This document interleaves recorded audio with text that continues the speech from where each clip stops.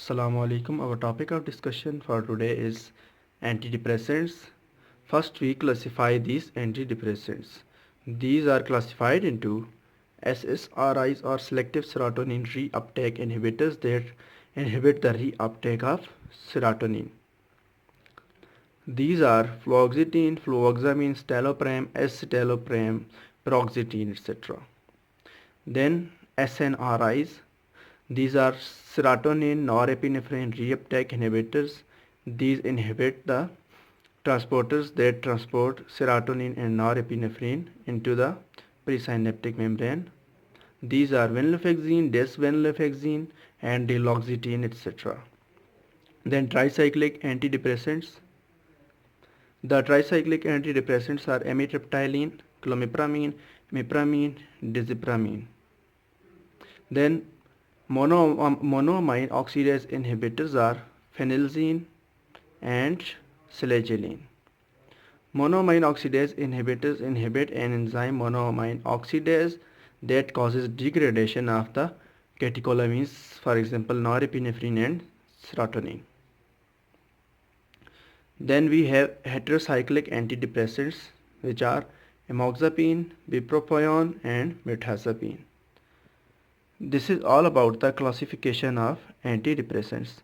Now we will discuss each and every class separately. As we have discussed the classification of antidepressants, now we will discuss the selective serotonin reuptake inhibitors. Selective serotonin reuptake inhibitors are paroxetine, fluoxetine, fluvoxamine, citalopram and escitalopram and sertraline. Mechanism of action. These SSRIs or selective serotonin reuptake inhibitors inhibit the reuptake of serotonin.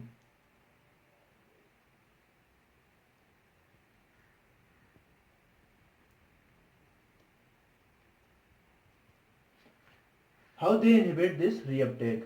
They inhibit the serotonin transporter selectively and therefore the levels of serotonin in the synapses are increased. These drugs are safer as compared to SNRIs and TCAs in overdose, but these drugs require 2 weeks in the improvement of mood, and for maximum effects these require about 12 weeks of administration. Uses. These drugs became drugs of choice to treat depression because these have less adverse effects. Furthermore, these are used to treat obsessive compulsive disorder, panic disorders, generalized anxiety disorders, post-traumatic stress disorders, social anxiety disorder, bulimia, and premenstrual dysphoric disorder. It should be remembered that to treat bulimia only fluoxetine is approved. The adverse effects of these SSRIs are headache, nausea, vomiting, diarrhea, sexual dysfunction, weight gain and insomnia. Withdrawal syndrome is also the adverse effect of these SSRIs when SSRIs are withdrawn abruptly. What happens when withdrawal syndrome occurs? Flu-like symptoms such as agitation, malaise, irritability, nervousness and changes in sleep patterns occur. With fluoxetine, the chances of withdrawal syndrome are lowest because fluoxetine has a half-life of about 50 hours. So with fluoxetine, the chances of withdrawal syndrome are lowest. This is all about the SSRIs. Now we will discuss the SNRIs.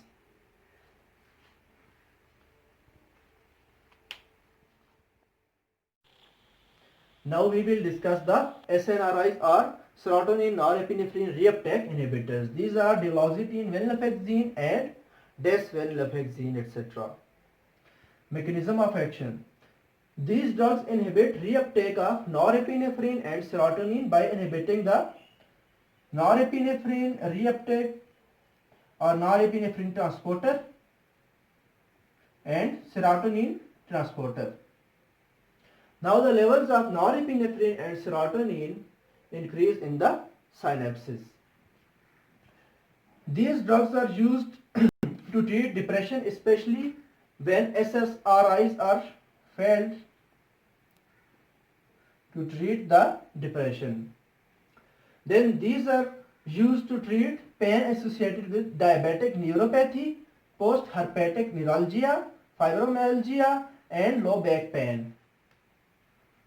It is thought that in CNS, this pain is modulated by norepinephrine and serotonin pathways. Adverse effects. The adverse effects of SNRIs are quite similar to that of the SSRIs. These are headache, sexual dysfunction, insomnia, constipation, sweating, increased heart rate, and increased blood pressure. These three are mainly seen with duloxetine. Duloxetine is contraindicated in hepatic dysfunction.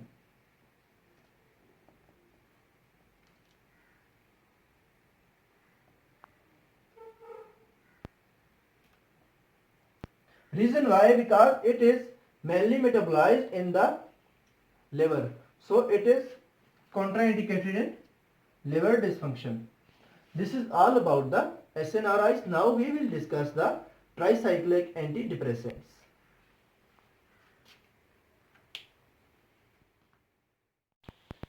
Now we will discuss the tricyclic antidepressants.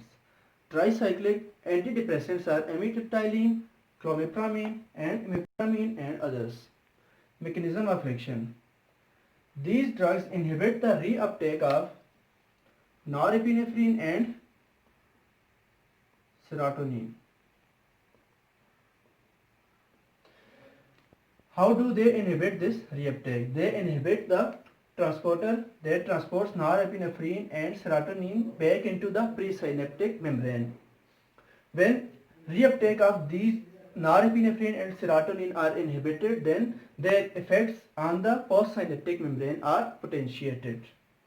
Furthermore, tricyclic antidepressants block the alpha adrenergic receptors, muscarinic adrenergic receptors, as well as the histaminic receptors.